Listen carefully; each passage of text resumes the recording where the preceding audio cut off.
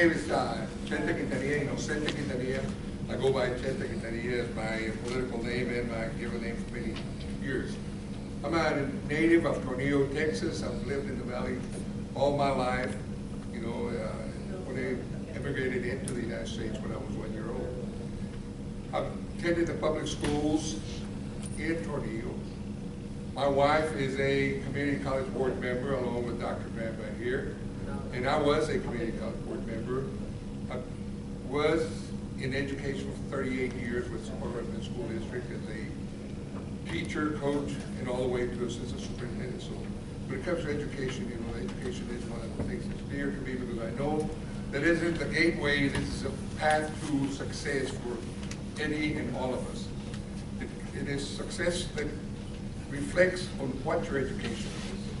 And when you become educated, your worth is a lot more than we have at this present time. So I believe, and like I said, I am a lifelong member of the Valley, and I know the Valley from top to bottom. Open up questions?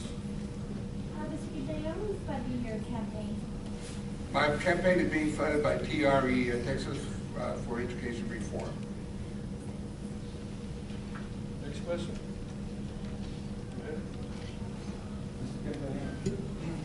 How does HB 3405 actually do? What does HB 3405 actually do, and how did that particular bill affect or help the flooding situation? I'm not familiar with it. Did that? You give me a little bit. It was a bill that What? it says,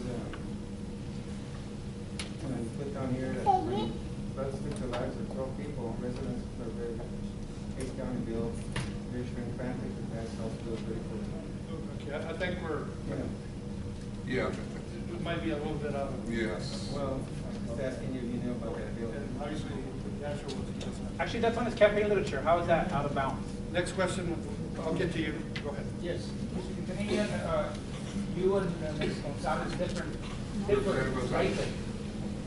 You both up to the same Yes. challenges here, right? Yes, District 75, yes. Right. You differ greatly on education. Can you explain your position versus hers, please?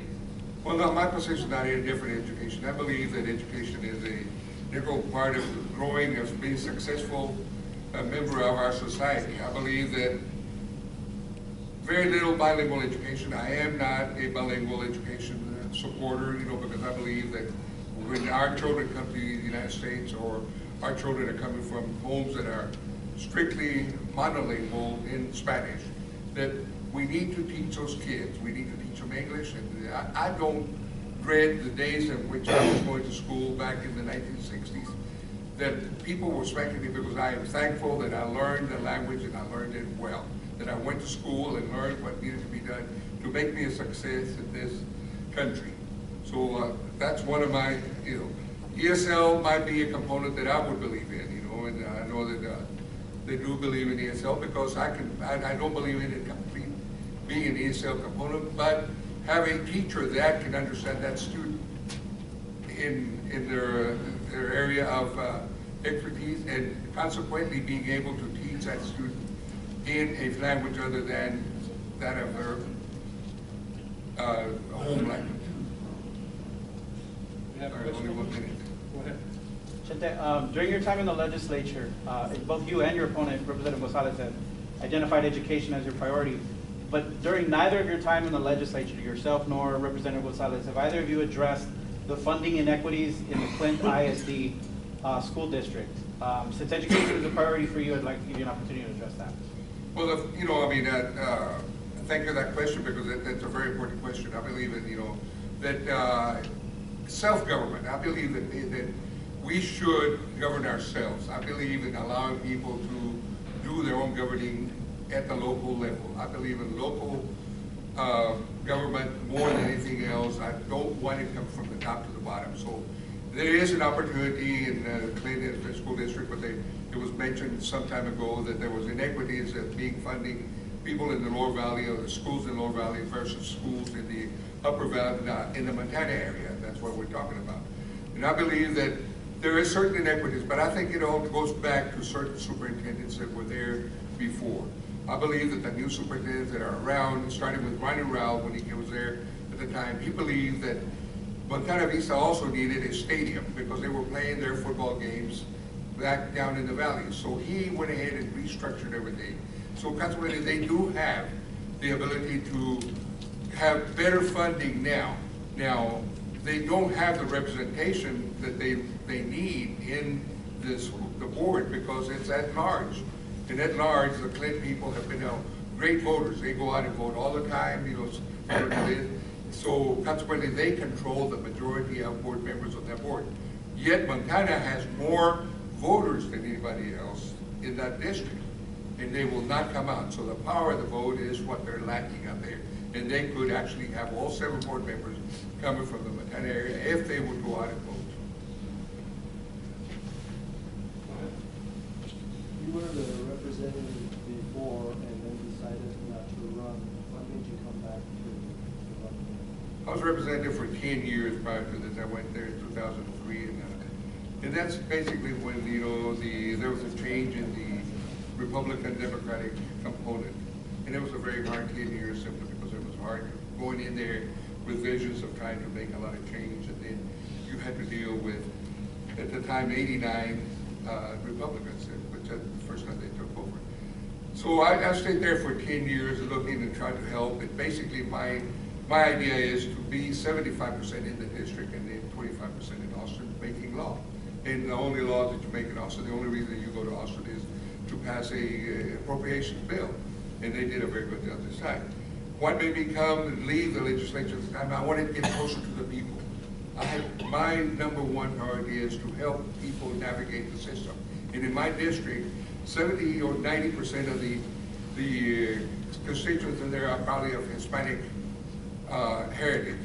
And out of those 90%, probably 60% of the low poverty level. If you go to the schools, most of them are on free lunch, free or reduced lunch. So I did have the ability to get closer to the people. If I'm going in for county commissioner, I figured that I would be a lot closer and need and help the infrastructure of the lower valley. You got time left? One more question? Go ahead. Do you have a plan for the flood support? I've worked real closely with the people, the both agencies, agencies, and at the time, it is a very hard problem to tackle because the Socorro was started where there was no control with subdivisions, and people went and built on arroyos, and of course, it was very hard to keep them from building. The county had no authority to keep them from building in those areas, so that's why now we're paying for those drastic moves that were made by people. There were a lot of unethical builders or developers in those areas at the time, and they developed areas and sold areas. When I was a legislator, they tried to subdivide an area right across from where we were, and I went after them and went to the county attorney, and they imposed the rules under the colonial law, which made it impossible for people to build in areas that were not properly regulated for flooding and all of this. So it was very hard. So the plan to work is to work with the different entities around and try to get them money appropriation, and let them apply for those funds. I know that Tornillo just got a big grant, that Heard just announced here the other day. We got one more question. How much time we got? Quick, Minute and a half. Okay, Question? Quintanilla, you challenging Mrs. Gonzalez, Ms. Gonzalez. I'm her challenger. Pardon me? I'm her challenger. She's a representative. Right, you are challenging her. Yes, sir. What is the main difference between you two, and why should I vote for you? I think you need to vote for me because I've got the experience. I know the needs of the lower valley. My main concern is with helping my constituents or the constituents of the lower valley to navigate the system. Like I said a while ago, 60% are below the poverty level. And a lot of those people are being taken advantage of. And the office of the state representative is witness can be used to help people navigate the system, to get out of there. Medicaid is a program that, you know, we're leaving a lot of money on the table. The federal government, we're not taking it.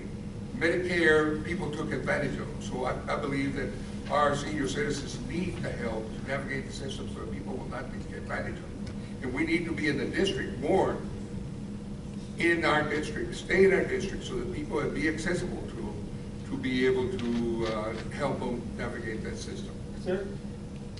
It's still though. You can't ask that question. Okay, that's, we out of time? One kind of-